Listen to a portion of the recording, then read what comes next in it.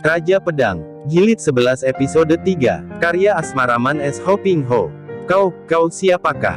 Kui Xin hendak melompat turun. Wanita itu melangkah ringan dan cepat, tahu-tahu sudah berada di pinggir pembaringan, lalu menjura dan berkata, dengan kata-kata yang sopan dan merdu.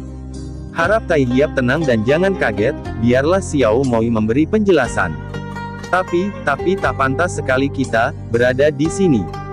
Manis sekali ketika wanita itu menaruh telunjuk di depan mulut dan bibirnya mengeluarkan suara ini untuk mencegah pemuda itu membuat berisik. Tai Hiap, jangan ribut-ribut, kalau terdengar para pelayan losmen dan para tamu, kita malah akan mendapat malu. Dengarlah Xiao Moi bicara. Wanita itu dengan sikap sopan tapi amat manis menarik lalu duduk di atas bangku depan pembaringan sambil memberi isyarat dengan tangannya agar Kui Xin berbaring kembali. Kau berbaringlah. Lukamu masih belum sembuh dan perlu beristirahat.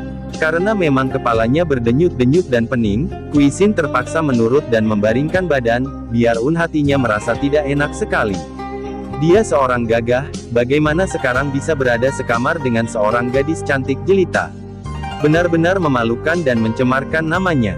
Tai Hiap, secara terpaksa sekali aku membawamu ke dalam losmen ini. Kau terluka hebat oleh paku Pek Lian Ting. Kau pingsan, lukamu parah, tepat mengenai jalan darah besar di leher. Tanpa mendapat pengobatan yang cepat dan tepat, keadaanmu akan berbahaya sekali. Di dalam hutan yang sunyi, bagaimana aku dapat menolongmu? Karena itu secara terpaksa sekali aku membawamu ke losmen ini, menyewa sebuah kamar.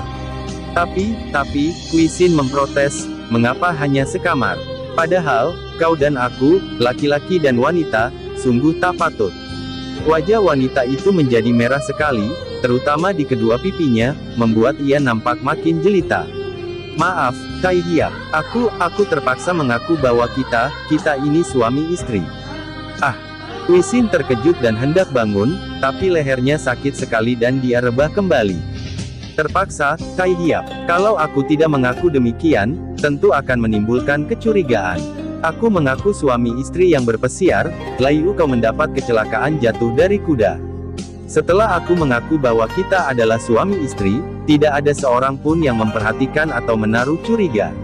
Kui Xin diam saja, lah merasai kebenaran omongan wanita ini, lah melirik dan melihat wanita itu menyusuti dahi dengan sehelai sapu tangan merah. Tiba-tiba dia teringat dan dia memaksa diri duduk. Kaukah yang menyerang dan merobohkan Tio Xian dan yang Rene nolongku? Lah memandang tajam, ragu-ragu.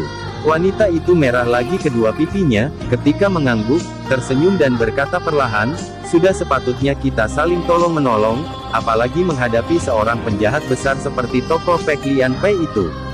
Ketika aku melihat seorang Pek Lian Pai bertempur melawanmu, tanpa ragu-ragu aku memihak kepadamu, Tai Hiap.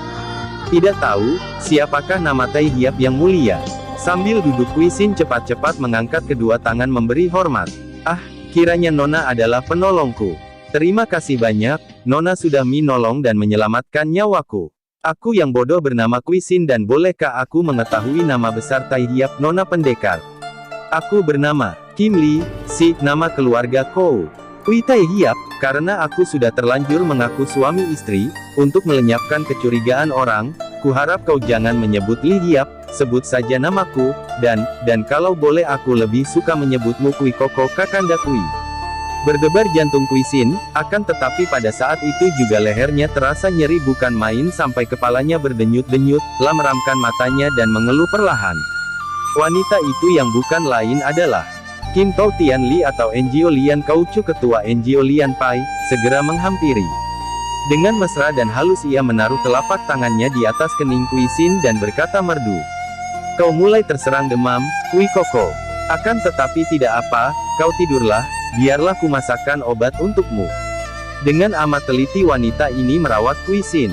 Sikapnya penuh kasih dan mesra, selama 2 hari 2 malam tak pernah meninggalkan kamar itu, tak pernah tidur. Biarpun sedang menderita demam, Kui Xin masih ingat akan semua ini dan diam-diam dia merasa amat terharu dan berterima kasih. Belum pernah selama hidupnya dia mempunyai seorang yang begini baik terhadap dirinya, bahkan tunangannya sendiri, Nona Liem Xianhua, belum pernah bersikap sedemikian manis dan penuh kasih. Kui Xin adalah seorang pemuda yang masih hijau dalam menghadapi godaan wanita. La belum mampu membedakan antara kasih sayang yang murni dengan kasih sayang seperti yang dikandung dalam hati seorang wanita seperti Kim Tao Tianli. Tak dapat disangkal bahwa biarpun masih muda, Kui Xin sudah banyak sekali pengalamannya dalam dunia Kangou, namun tentang cinta kasih, dia benar-benar masih hijau dan hatinya masih bersih sehingga dia menganggap sikap wanita itu sebagai cinta yang benar-benar murni. Betapapun juga, Kim Tao Tianli benar-benar jatuh hati kepada pemuda jago Kunlun Pei ini. Melihat sikap Kui Xin yang bersih dan jujur, yang selalu sopan dan tidak sekali-kali mau melanggar kesusilaan, wanita ini merasa malu dan takut sendiri untuk bersikap terlalu genit.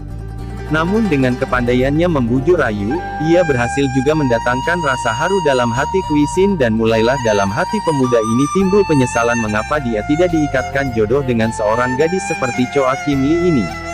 Pada hari ketiga, Kui Xin sudah sembuh kembali, lalu menghaturkan terima kasih kepada Choa Kim Li atau yang sesungguhnya berjuluk Kim Tao Tianli itu. Adik Kim Li, kata Rwa terharu, aku merasa berhutang budi kepadamu. Kalau aku Kui Xin tak mampu membalas budimu, biarlah Tian yang akan membalasnya. Sekarang kita harus berpisah, aku akan melanjutkan perjalananku dan aku tidak berani mengganggu kau lagi. Kim Tao Tianli tersenyum manis, akan tetapi sinar matanya memperlihatkan kedukaan hatinya. Kui Koko, mengapa kita harus berpisah? Apakah salahnya kalau kita melakukan perjalanan bersama? Koko, aku, entah mengapa, selama hidupku belum pernah aku mempunyai seorang sahabat seperti kau. Aku, agaknya akan sukar sekali bagiku untuk berpisah dari sampingmu. Kui Xin makin terharu, apalagi ketika dia melihat dua butir air mata jernih turun dari sepasang mata yang indah itu. Dipegangnya kedua tangan Kim Li dan suaranya menggetar, Kim Li, percayalah, aku pun mempunyai perasaan seperti yang kau rasa itu. Kau satu-satunya wanita yang selama hidupku amat baik kepadaku. Akan tetapi, kurasa tidak sepatutnya kalau kau seorang gadis gagah perkasa melakukan perjalanan bersama seorang laki-laki. Akan tercemar nama baikmu. Kedua, Kui Koko, peduli apa sama anggapan umum? Kita orang-orang gagah tidak perlu mendengarkan gonggongan anjing-anjing di tepi jalan.